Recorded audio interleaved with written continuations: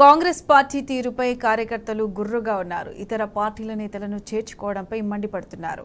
Congress party కష్టకాలంలో ఉన్నప్పుడు రాని నాయకులు నేడు అధికారంలోకి రాగానే పదవుల కోసం ఎగబడుతున్నారని, కాంగ్రెస్ పార్టీ వృద్ధి కోసం ఏనాడు పాటుపడిన నాయకులను పార్టీలోకి తీసుకొచ్చి పదవులు కట్టబెడుతున్నారని వాపోయారు. ఖమ్మం జిల్లా సత్తుపల్లి నియోజకవర్గం కల్లూరు మండలంలో ఏర్పాటు చేసిన 30 గ్రామాల కాంగ్రెస్ కార్యకర్తల సమావేశమై అధిష్టానం తీరుపై అసంతృప్తి వ్యక్తం చేస్తూ తీర్మానం చేశారు. తీర్మానం ఏమిటంటే అసలు కొత్త వాళ్ళు వద్దు, పాత వాళ్ళు వద్దు అనేది ముఖ్య పాయింట్ ఒకటి.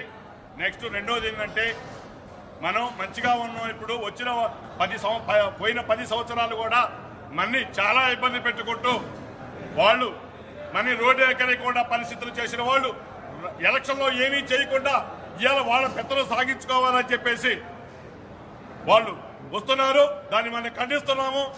పాత కాంగ్రెస్ నాయకులు కానీ, ఎంపీ గారి గ్రూప్ వర్గం కానీ, కుమార్ గారి వర్గం కానీ, భట్టి గారి వర్గం కానీ, ఎమ్మెల్యే గారి వర్గం కానీ స్థానికంగా అందరూ.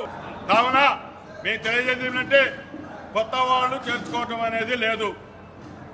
మేము ఈ తీర్మానం కాపీ ఫస్ట్ మంత్రులకి, 3 మంత్రుల గారికి, స్థానిక ఎమ్మెల్యే గారికి, సీఎం గారికి మేము ఈ తీర్మాన కాపీ ఒకరోజు టైం తీసుకొని మేమందరం ముఖ్య కార్యకర్తలు వాళ్ళకి ఈ కాపీ అందజేయడానికి సిద్ధంగా రెడీగా ఉన్నాం.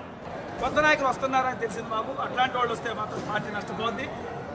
మండల స్థాయి నాయకులు అయితే మాకు అవసరం లేదు పార్టీకి.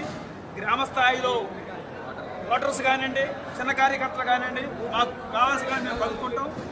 100% అన్ని పంచాయతీలు జెడ్పీటీసీ ఎంపీపీలు కలవడానికి సిద్ధంగా ఉన్నాం. గెలిచిన తర్వాత వస్తారంటున్నారు, అది కరెక్ట్ కాదు. మరి ఎలక్షన్ ముందు రావాలా? ఎలక్షన్లోనేమో ఎమ్మెల్యే గారు ఓడిపోవాలని తిరిగారు. గెలిచిన తర్వాత 3 నెలలకి ఆగలేకపోతున్నారు వాళ్ళు.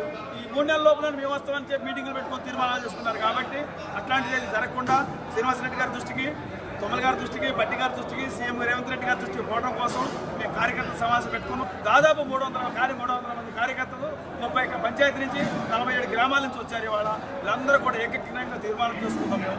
కాబట్టి వీళ్ళందరూ పెద్ద నాయకులు, రాష్ట్ర నాయకులు సహకరించాలని కోరుకుంటున్నాం. చేతులు